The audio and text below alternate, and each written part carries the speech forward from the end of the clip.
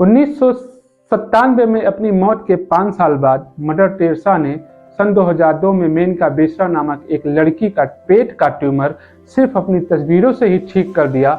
इसके 6 साल बाद लगभग 2008 में मदर टेरेसा ने कोमा में जा चुके एक व्यक्ति को अपनी तस्वीर से जादुई शक्तियां भेजकर ही ठीक कर दिया, जिसका मीडिया द्वारा खूब प्रचार प्रसार भी हुआ। तब किसी डॉक्टर, तर्कशास्त्री और समाज सुधारक ने कोई विरोध नहीं किया। मरने के बाद केवल अपनी तस्वीरों से ऐसे चमत्कार करने वाली मदर टेरेसा को वेटिकन से संत की उपाधि भी मिली, बल्कि संत की उपाधि देने के लिए वेटिकन ऐसा ढोंग करता है। वेटिकन जो दुनिया के अत्याधुनिक वैज्ञानिक रूप से विकसित लोगों का प्रतिनिधित्व करता है, ये विकसित सोच के लोग ने भी कभी कहीं कोई मदर टेरेसा का इस चमत्कार का विरोध नहीं किया, बल्कि संत मान लिया। एक पूरी पीढ़ी की रोल मॉडल बन गई।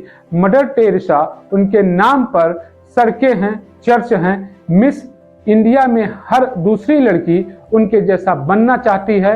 मदर टेरेसा भारत रत्न से सम्मानित हैं, रेमन मैग्सेसे और नोबेल जैसे अंतर्राष्ट्रीय पुरस्कार प्राप्त कर चुकी हैं। उनकी जीवनी रेलवे स्टेशनों पर बिकती है। उनके बारे में बात करना आपको अत्याधुनिक लिबरल बना देता। नमस्कार, मैं अंकित पांडे और आप देखना शुरू कर चुके हैं मातृभूमि टाइम्स। लेकिन इधर बागेश्वर धाम वाले बाबा के चमत्कार पर अंधविश्वास फैलाने का आरोप लग रहा है। कथित बुद्धिजीवियों, समाज सुधारकों द्वारा उन पर रिपोर्ट लिखाई जा रही है। उनका उपहास करती पोस्ट और न्यूज रिपोर्ट फाइल की जा रही है। मैं कहना चाहता हूं, अगर अंधविश्वास चमत्कार का विरोध करना है तो बेशक कीजिए। इस तरह के सभी धर्म समुदायों का प्रचार करने वाले लोगों का कीजिए। इसे चमत्कार नहीं मानना है तो किसी धर्म समुदाय के चमत्कार को मत मानिए, चाहे वह कान में झाड़ फूक करके ठीक मरीजों को ठीक करने वाले मौलवी हों, या नई कार को बाइबल पढ़कर सुनाने वाले पादरी हों, या ईसाई बनाने वाली मदर टेरेसा हों, या ईसाईकरण रोकने वाले बागेश्वर धाम के संत सरकार हों। मगर एक का विरोध करना और एक का गुणगान करना यह सही नहीं है। इसका हम विरोध करते हैं और इस तरह की दोगली सोच वालों से भी नफरत करते हैं। बागेश्वर धाम और पंडित धीरेन्द्र कृष्ण शास्त्री जी आज के 4-5 साल पहले तक खुद उस गांव गड़ा के लोग और उनके रिश्तेदारों के अलावा उस गांव के हनुमान मंदिर को कोई और नहीं जानता था। फिर उसी ठेठ गांव के एक ठेठ 21-22 साल का लड़का, बुंदेलखंडी नौजवान लड़का, जो श्री राम भद्राचार्य जी महाराज का शिष्य है और कलयुग में सर्वाधिक पूजे जाने वाले भगवान श्री हनुमान जी का अनन्य भक्त है, अपनी शास्त्री की शिक्षा पूरी करके अपने गांव को लौटता है। और ठेठ गांव का ठेठ लड़का जब जिस गांव को कोई नहीं जानता था, उसने पिछले 4-5 साल में अपने गुरु की कृपा और श्री हनुमान जी के वरद हस्त के द्वारा धर्म ज्ञान कथा करने का रोचक अंदाज और भगवान श्री हनुमान के आशीर्वाद से लोगों के मन में भगवान, हिंदू धर्म, सनातन राष्ट्रवाद की एक ऐसी अलग जगानी शुरू की, जिससे ना कोई अगड़ा था, ना कोई पिछड़ा था, ना कोई ऊंचा और ना कोई नीचा। उसकी कथाओं में सिर्फ और सिर्फ हिंदू था, सनातन था, राष्ट्रवाद था।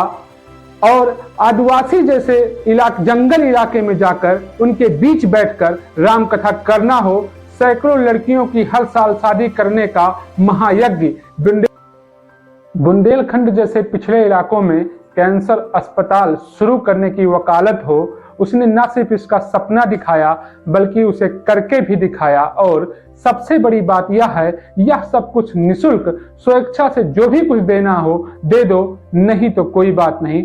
उसने बिना किसी ऊंच नीच के परवाह किए सभी को एक पंडाल के नीचे इकट्ठा कर दिया। साथ ही वो गरीब जो किसी लालचवश या मजबूरी बस किसी और धर्म में जाने के लिए मजबूर हो गए थे, उन्हें पुनः वापस लाने का काम किया। बस यही गलती हो गई पंडित धीरेन्द्र कृष्ण शास्त्री जी से। सभी जाति को एक साथ पंडाल में बैठाकर राम कथा यह नहीं चलेगा बाबू। मिस्रीज एवं बाबर के अनेक वंशज हैं, नरभुजंग के रूप में हैं, जिनको सनातन का प्रचार अच्छा नहीं लगता। आदिवासियों के लिए जंगल में जाकर उनके बीच राम कथा करना हो, उनको यह एहसास दिलाना हो कि आप प्रभु राम के वंशज ही हैं और आपके लिए राम राम कहना पाप नहीं है, यह कतई नहीं चलेगा। यहाँ लोग 5 किलो चावल में मिशनरी से धर्म परिवर्तन करते हैं और आप उन धर्म परिवर्तन कर चुके लोगों को वापस लाने का जघन्य पाप करते हैं। आप अपराधी हैं। बाबा जात पात अगड़ा पिछड़ा को छोड़कर सिर्फ सनातन की बात करना और लोगों को उस रास्ते पर चलने के लिए प्रेरित करना, पगला गए हो क्या पंडित धीरेन्द्र कृष्ण शास्त्री?